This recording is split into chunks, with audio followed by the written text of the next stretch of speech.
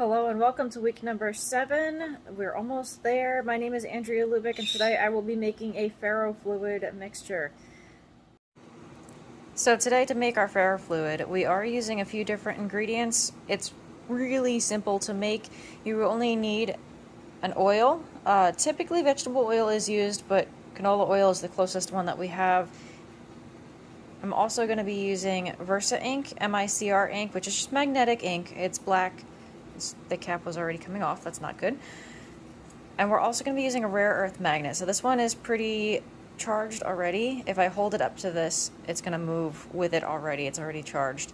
So all we need is a container to put it in. We're going to be using about 50 milliliters of the ink and mix in about 2 tablespoons of the canola oil. So what's happening here is when we add the canola oil, we use nanomagnets in the ink itself. That's going to make those spikes that we normally see with something called the ferrofluids. Now they make spikes when the rare earth magnet is used because gravity and surface tension help to make that like colloidal, like spiky like shape. So this makes a colloidal fluid, and now that's a ferromagnetic particle and oil kind of mixed together.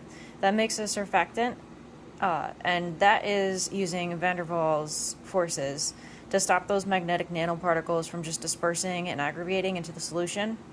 It also helps to repel the charged particles so that we are getting that spiked formation and we're not just having, again, the oil or the ink just sticking to the magnet. Okay, so we're going to be using about 50 milliliters of this ink. There's a little bubble on top, so gotta get rid of that.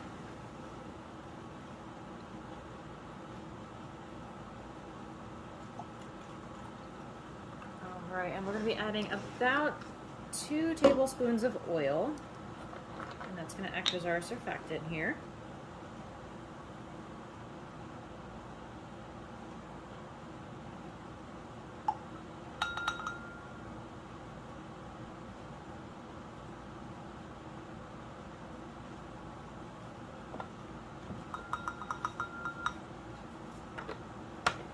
So now we have to mix that in, just making sure that it has some good viscosity.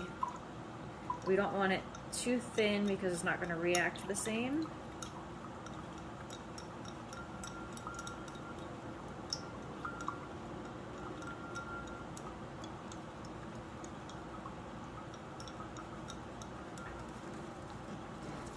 Pet bird in the way, as usual. So I think that's mixed in pretty well.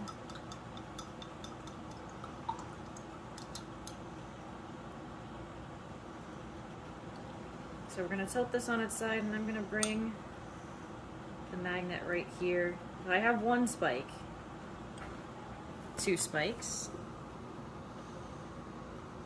So not quite as many spikes as I'd like. I could possibly add more ink for this to work a little better. Or I could have a flatter surface.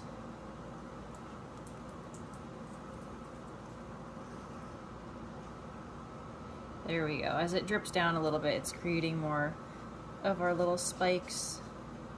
That's exactly what we're looking for. So I may have added too much oil.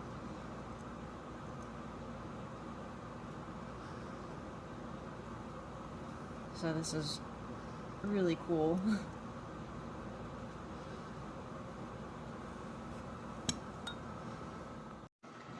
Okay, so now we're gonna take our fluid. I'm gonna dribble a little bit on our plate here, and we're gonna go from the bottom with our magnet and see what happens. So it has turned into a square.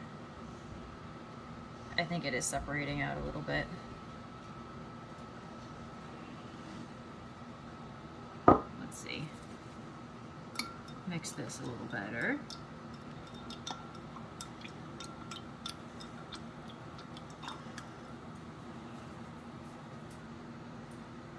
It is separating once it gets onto the plate. That's interesting.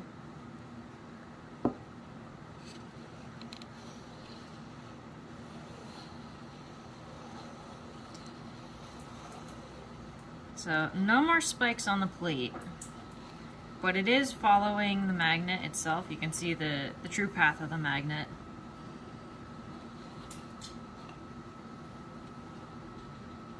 and as soon as I take it away, it's just going to go back to its full liquid form.